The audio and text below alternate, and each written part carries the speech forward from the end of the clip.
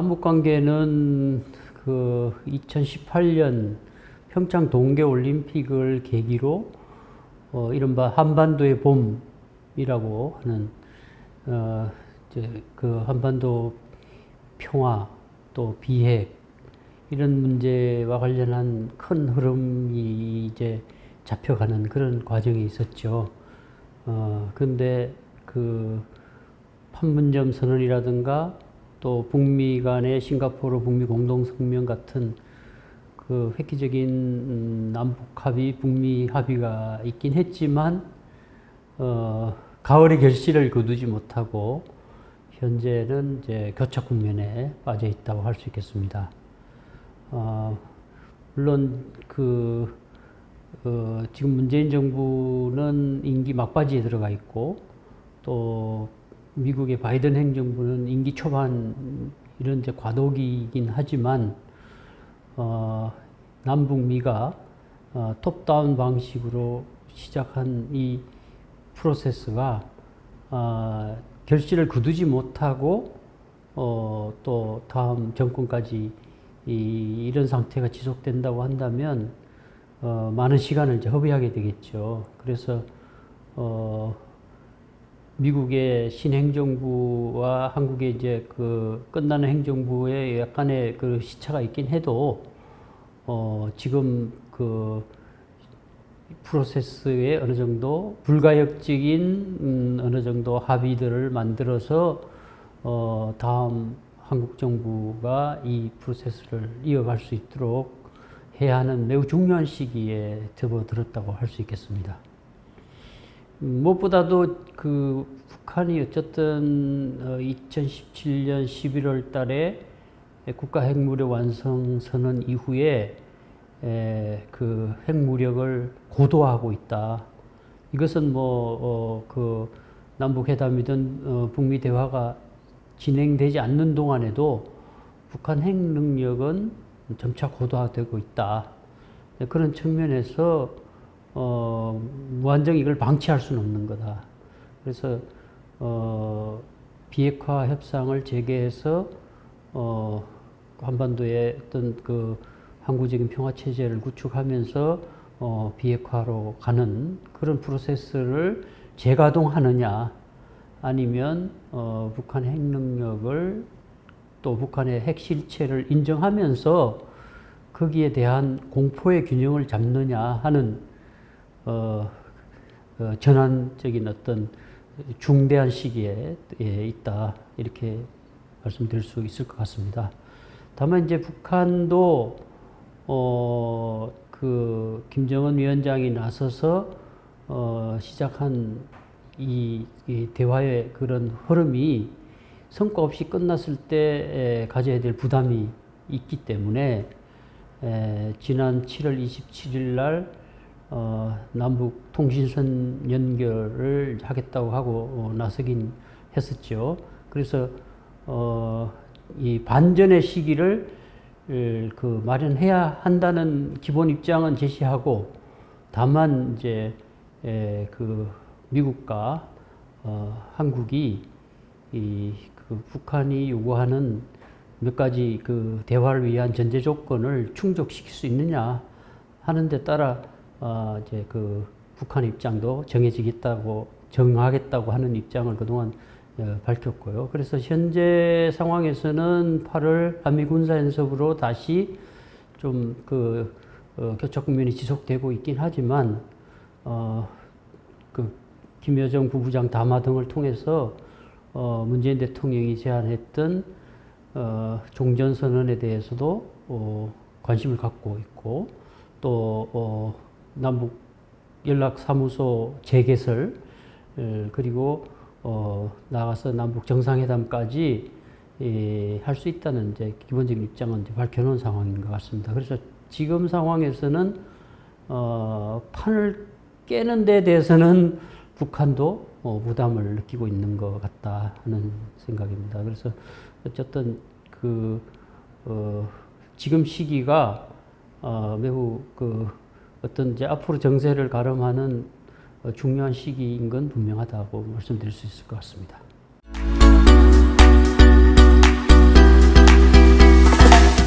차기 정부의 경우는 지금 상태가 그대로 유지되면서 차기 정부로 넘어가느냐, 아니면 다시 그 한반도 평화 프로세스를 재가동해서 어느 정도 결실을 거둔 다음에 차기 정부로 넘어가느냐에 따라 차기 정부의 어떤 그 입장도 달라질 수 있을 것 같긴 한데요.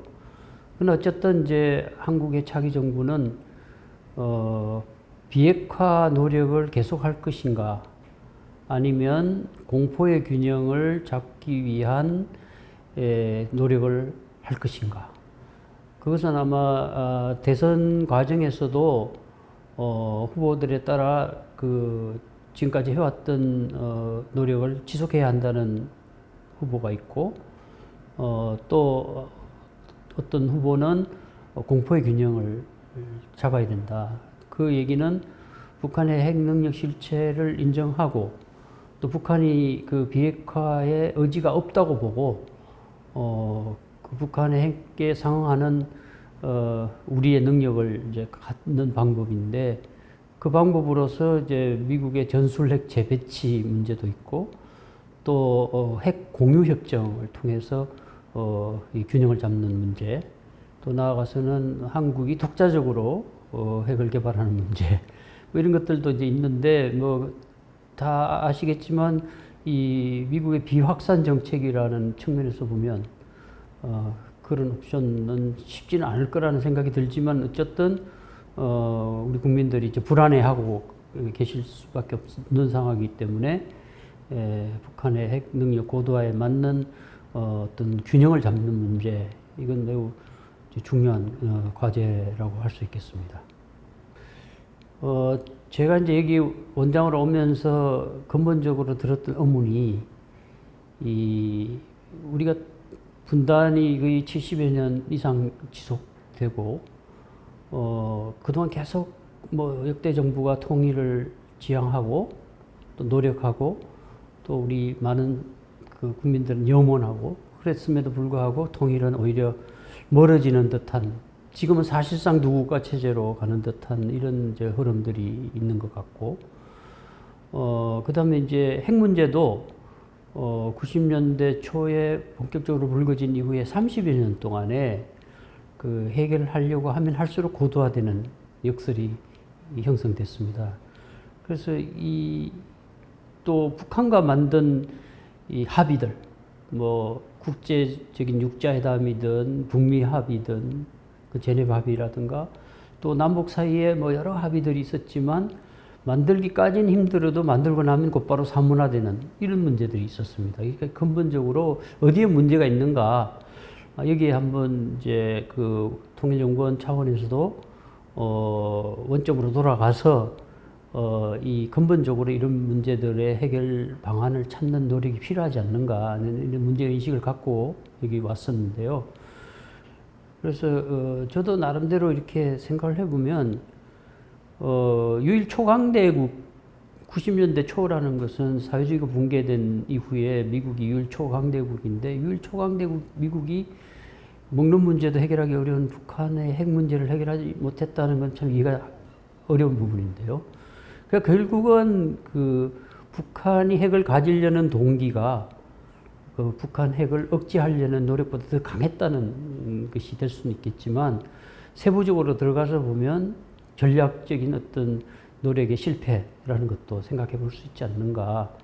그래서 몇 가지 한번 생각을 해보면, 초기에는 아마도 북한 붕괴론에 많은 그 비중이 있었던 것 같아요. 그러니까 제네바 합의 만들 때만 하더라도 뭐 경수로 2기 지어주기로 약속했지만 완공되기 전에 북한이 어떻게 되지 않을까 하는 그런 이제 그 희망이 있었고, 그건 이제 오바마 행정부 때 전략적 인내도, 또 우리 그 한국 정부에서도 한때 기다리는 정책이라는 게 있었지 않습니까? 그런 정책들이 결국은 북한 붕괴론에 근거해서 막연한 어떤 희망적 사고나 기대를 이제 반영한 것. 그 다음에 이제 그 초기 북핵 노력은 대체로 동결대 보상 방식이었습니다.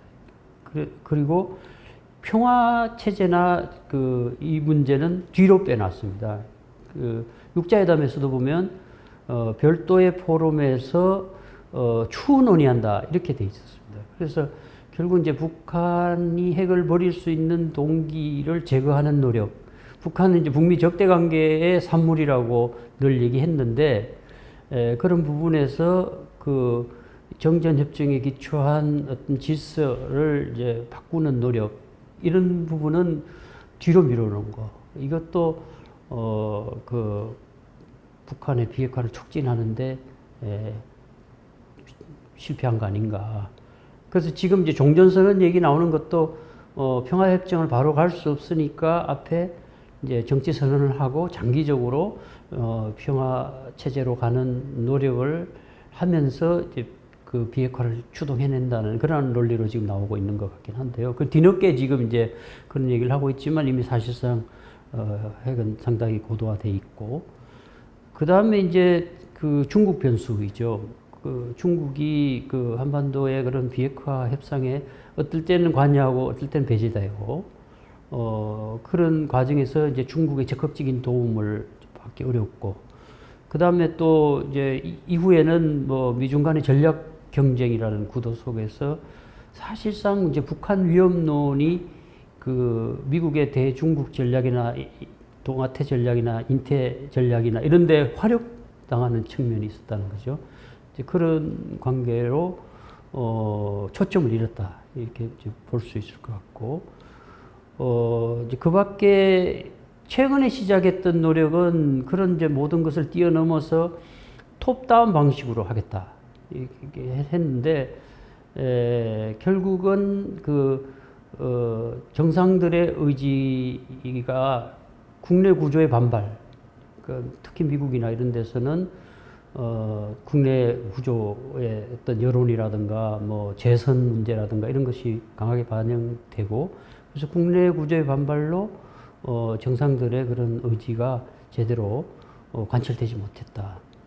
마지막으로는 이제 북한의 의도인데요. 무엇보다도 이제 상대가 북한인데 북한의 의도를 제대로 읽고 그걸 활용하는 측면도 있어야 되고, 그런데 의도가 무시되고 또 그 의도를 때로는 이제 오독하거나 무시하거나 이렇게 하면서 결국은 비핵화 테이블로 북한을 끌어냈는데 실패했다. 그래서 이런 이 복합적인 것들이 작용해서 지금까지 이제 왔다는 거죠. 그렇기 때문에 해결도 매우 어렵다. 이게 해결할 수 있는 타이밍이 있는데 그 타이밍을 놓치고 지금에 이르러서 이제 핵을 60기에서 많게는 100기까지 가졌다고 하는 북한에 대해서 완전한 비핵화를 실현한다는 게 얼마나 이제 어려운 과정으로 갔는가. 그래서 어쨌든 지금 바이든 행정부가 조정된 실용적 접근이라는 포괄적인 다소 추상적인 얘기만 하고 있지 실제적인 로드맵 같은 건 제시하고 있지 않고 있고, 그러니까 미국도 사실은 그동안 내놓을 수 있는 모든 선택지는 다 내놨을 겁니다. 그래서 저는 만약에 이제 어떤 선택을 하느냐 하는 부분은 지금 바이든 행정부든 한국 현 정부든 다음 정부든 이제는 선택의 문제이다. 모든 이제 옵션들은 지금 테이블 위에 올라 있는데 어떤 선택지를 이제 선택하느냐는 문제인 것 같습니다. 그래서 지금 바이든 행정부가 대선 과정 때 그 당시 바이든 후보가 얘기한 것은 핵능력 감축에 북한이 동의한다면 정상회담할 수 있다. 이 정도. 그것이 이제 현재 핵을 인정하면서 핵 군축 방식으로 핵 동결하고 그 다음에 이제 통제하면서 완전한 비핵화로 가는 이런 군비 통제 방식에 동의하는지 안 하는지 정확히는 알 수 없지만 이제 그런 방식이라고 한다면 이제 북한도 어느 정도는 호응할 가능성이 있다. 그래서 지금도 남북 관계나 이런 측면에서 이제 북한이 얘기하는 것이 보면은 상호 존중이라는 말을 쓰고 있습니다. 그러니까 서로 상대를 인정하고 협상을 하자. 그리고 한반도에서의 어떤 세력 균형을 인정하라 이런 얘기를 자꾸 하고 있거든요. 그 얘기는 결국 이제는 자기들의 핵 능력을 인정하는 가운데 협상하자. 그래서 결국 이제 이 프로세스가 재가동되려면 과연 한국과 미국이 이 북한이 요구하고 있는 그 핵 능력을 인정하는 가운데 그 핵 능력 감축 방식으로 받아들일 수 있느냐. 이전에 했던 선비핵화 방식, CVID나 FVD 방식을 이제 접고 이제 실체를 인정하면서 그 능력을 감축시키면서 점진적으로 이걸 단계별로 동시행동으로 해결할 의지가 있느냐. 그런 문제인 것 같습니다. 그러니까 물론 선택지는 다 나와 있는데 어떤 이제 선택을 할 것인가가 문제라고 할 수 있겠죠. 그 문제라고 할 수 있겠습니다.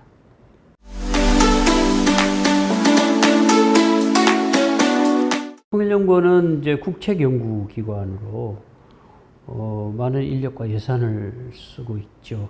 그래서 정부의 대북 정책이나 통일 정책이나 또 한반도 문제 전반을 다 이렇게 이제 관장하고 있는데요. 그러니까 이렇게 지금 풀리지 않는 여러 가지 문제에 우리 연구원의 노력도 일정한 그 한계가 있긴 해도 책임도 있다 이렇게 느끼고 열심히 이제 뒷받침하기 위해서 노력을 해야 된다는 생각이고요. 저는 이제 사실상 지금 이제 그 현 정부도 평화 우선의 한반도 정책이라고 해서 통일이나 이런 것보다는 이제 평화를 어떻게든지 그 정착시키고 다른 어떤 가치보다 평화가 우선한다는 데 대해서는 뭐 동의하는 측면이 있고요. 그래서 어쨌든 한반도의 그 평화를 유지하면서 비핵화 문제라든가 그 안정 문제라든가 이런 문제들을 이제 해결해 나가는 노력을 우리가 해야 되는데 저는 이제 여기 취임하면서 내걸었던 경영 목표 중에 하나가 한반도 이 생활 공동체였었습니다. 이게 이제 뭐 그동안 통일, 뭐 핵 문제 이런 주민들 일상이 너무 그 힘들고 또 분단 체제에서의 소모적인 그런 걸 많이 겪으면서 의식적으로 이제는 많이 그 피폐해져 있다고도 볼 수 있습니다. 그러니까 저희가 여론조사를 해보니까 통일을 선호하는 비중이 58%, 그리고 이 공존을 선호하는 게 56% 정도 나왔습니다. 그리고 향후 남북 관계가 더 나빠질 것이라는데 더 비중을 두고 있더라고요. 그래서 그런 것은 지금 분단 체제에서 그동안 많은 의도적인 노력들이 성과를 거두지 못했고 실질적으로도 뭔가 진전이 없었다는 데 대한 회의가 있는 것 같아요. 그래서 이 남북한 주민들의 생활이 우선 편안해져야 된다. 일상이 편안해야 된다.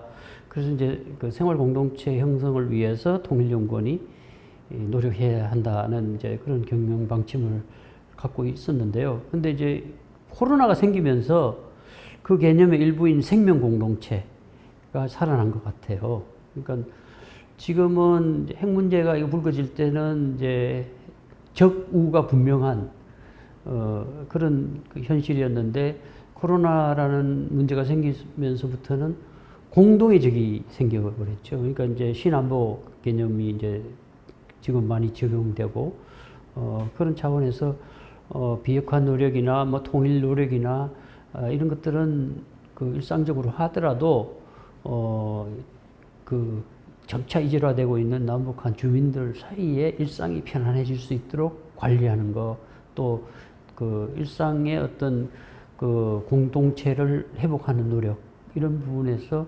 통일연구원이 많은 역할을 해야 한다고 생각하고 있습니다.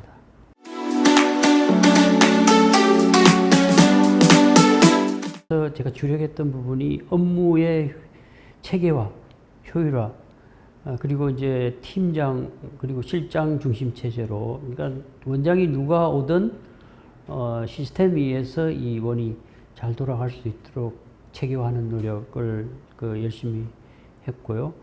앞으로 아직 제대로 이제 지금 하고 있는 과정에 있는 일 중에 하나가 연구원이 1년 단위로 과제를 수행하고 1년 농사인 것 같아요.